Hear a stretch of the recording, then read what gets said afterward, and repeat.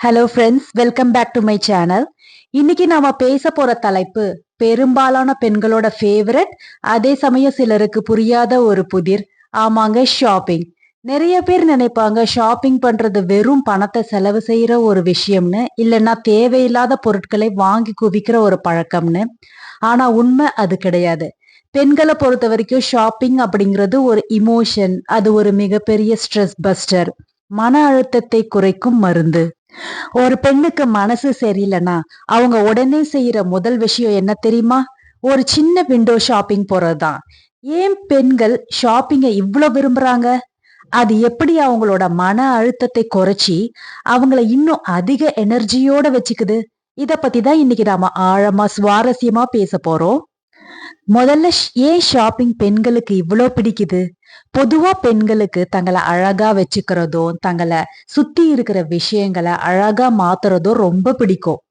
ஒரு புது உடை, ஒரு புது மேக்கப் பொருள், இல்ல வீட்டுக்கு தேவையான ஒரு சின்ன அலமாரி பொருள் எதுவா இருந்தாலும் அதை தேர்ந்தெடுக்கும் பொழுது அவங்களுக்குள்ள ஒரு தனி மகிழ்ச்சி உருவாகுது.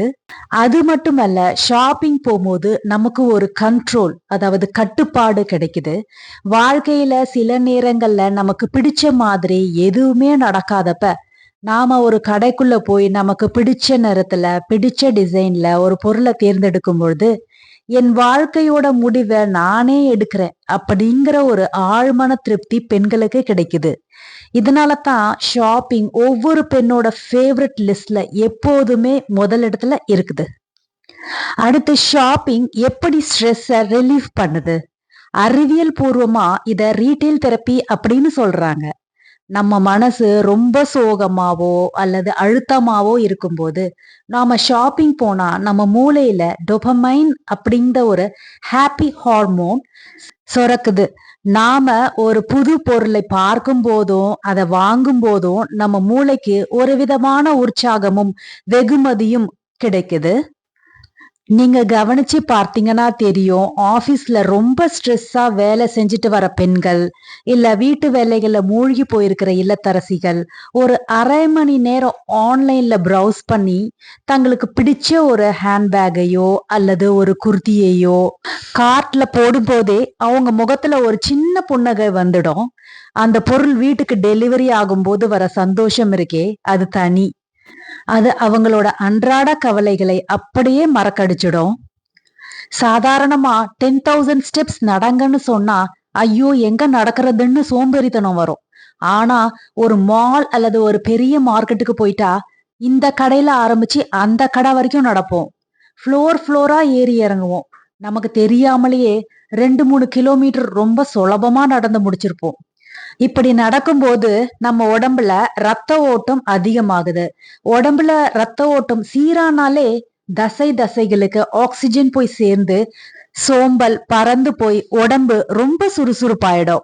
ஜிம்முக்கு போய் த்ரெட்மில்ல நடக்கிறத விட பிடிச்ச பொருட்கள் பார்த்துக்கிட்டே நடக்கிறதுல களைப்பே தெரியாது இல்லையா? ஒரே இடத்துல ஒரே நாற்காலிலே உட்கார்ந்து வேலை பார்த்துட்டு இருக்கும்போது மூளைக்கு ஒரு அலுப்பு தட்டிடும்.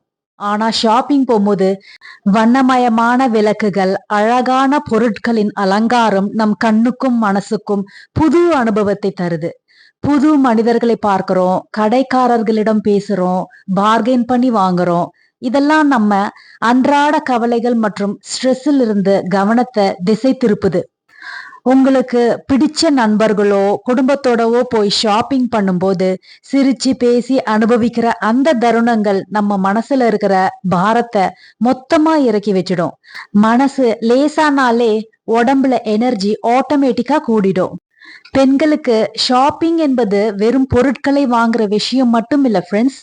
காலையில இருந்து ராத்திரி வரைக்கும் மத்தவங்களுக்காகவே ஓடி ஓடி உழைக்கிற அவங்களுக்கு தங்களுக்குன்னு கிடைக்கிற ஒரு சில மணி நேர மீ டைம் தான் இந்த ஷாப்பிங். யாருடைய தொந்தரவும் இல்லாம தனக்கு என்ன பிடிக்கும்னு பார்த்து ரசிச்சு எடுக்கிற அந்த சில மணி நேரங்கள் அவங்களோட மனசை அப்படியே ரீசார்ஜ் பண்ணிடுது. அது விண்டோ ஷாப்பிங்கா இருந்தாலும் சரி, ஆன்லைன்ல கார்ட்ல ஆட் பண்றதா இருந்தாலும் சரி, அந்த ப்ராசஸே அவங்களுக்கு ஒரு தனி மகிழ்ச்சி தான். இப்போ ஒரு முக்கியமான கேள்வி. ஷாப்பிங் பண்ணா எனர்ஜி வரும்னு சொல்லி மாச சம்பளத்தை மொத்தமா செலவு பண்ணிட்டா அப்புறம் அதை விட பெரிய ஸ்ட்ரெஸ் தான் வரும்னு நீங்க யோசிக்கிறது எனக்கு கேக்குது. அது ரொம்ப சரியான யோசனை தான்.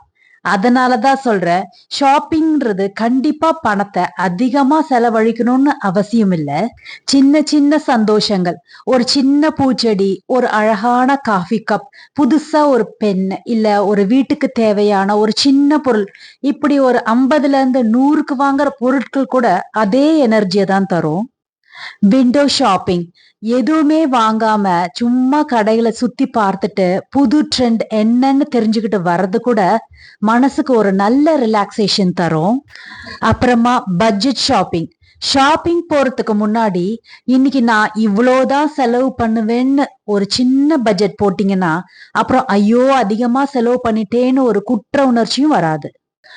Mindful shopping. ஷாப்பிங் நமக்கு எனர்ஜி தருங்கிறது உண்மைதான். ஆனா அதுவே ஒரு அடிக்ஷனா மாறாம பாத்துக்கணும். மனசு கஷ்டமா இருக்கிறப்ப அளவுக்கு அதிகமா செலவு பண்ற பழக்கம் இருக்கக்கூடாது. எனக்கு இந்த பொருள் உண்மையால்வே தேவையா இல்ல மனநிலை சரியில்லைன்னு சும்மா வாங்குறேனான்னு ஒரு நிமிஷம் யோசிச்சு வாங்கணும். தேவையில்லாத கிரெடிட் கார்ட்ஸை பயன்படுத்தாம கையில இருக்கிற பட்ஜெட்குள்ளேயே ஷாப்பிங் பண்ண பழகிக்கணும். இதத்தான் மைண்ட்ஃபுல் ஷாப்பிங்னு சொல்லுவாங்க. அப்படி பண்ணும்போதுதான் அந்த எனர்ஜி நிலைச்சு நிற்கும். ஷாப்பிங் அப்படிங்கிறது வெறும் பொருட்களை வாங்குற விஷயம் மட்டும் இல்லைங்க. அது நம்ம மனசுக்கும் உடம்புக்கும் கொடுக்கிற ஒரு சின்ன பிரேக். நம்ம தினசரி வாழ்க்கையில இருந்து ஒரு குட்டி ரெஃப்ரெஷ்மெண்ட். அடுத்த முறை நீங்க ரொம்ப டயர்டாவோ இல்ல ஸ்ட்ரெஸ்ஸாவோ உணர்ந்தா வீட்டை விட்டு வெளியே வந்து ஒரு சின்ன நடையா மார்க்கெட்டுக்கோ இல்ல கடைக்கோ போய் பாருங்க. கண்டிப்பா அந்த மாற்றம் உங்களுக்கே தெரியும். இப்போ உங்ககிட்ட ஒரு கேள்வி. உங்களுக்கு ஸ்ட்ரெஸ்ஸா இருக்கும்போது ஷாப்பிங் போனா மனசு மாறின அனுபவம் இருக்கா? உங்களுக்கு எந்த பொருள் ஷாப்பிங் பண்ணா ரொம்ப பிடிக்கும்? மறக்காம கீழே கமெண்ட்ல சொல்லுங்க. இந்த வீடியோ உங்களுக்கு பிடிச்சிருந்தா கண்டிப்பா உங்க மொபைல்ல உள்ள ஷாப்பிங் பார்ட்னருக்கு கண்டிப்பா ஷேர் பண்ணுங்க. மீண்டும் அடுத்த ஒரு ஜாலியான வீடியோல சந்திக்கலாம். Thank you and bye by.